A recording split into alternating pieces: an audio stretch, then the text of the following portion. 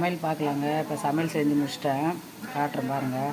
சாப்பாடு கட்ட போகிறேன். சுட சுட சாதம், ஆவி பறக்குது சாப்பாடு. அப்புறம் வந்து சுண்டைக்காய் காரக்குழம்புங்க. சூப்பராக இருக்குது பாருங்கள், சுண்டைக்காய் காரக்குழம்பு. அப்புறம் பூசணிக்காய் மிளகா கிள்ளி போட்டு கடலப்பருப்பு உளுத்தம்பருப்பு போட்டு பொரிச்சிருக்கேங்க பாருங்கள். முட்டை வறுத்துருக்குறேங்க, முட்டை தான் வறுத்துருக்குறேன். இன்றைக்கி வந்து கறி வாங்கின்னு வர சொன்னேன். அவருக்கு மாற்றி மாற்றி வேலை வைக்கிறதால சாப்பாடு ஒரு நாளைக்கு போடுற ஒரு நாளைக்கு போடலைங்க. 6 மணிக்கு 5 மணிக்கு போயிடுவார். அப்போலாம் போட முடியும். 5 மணிக்கு 4:30 மணிக்கு போயிடுவார், போட முடியாது.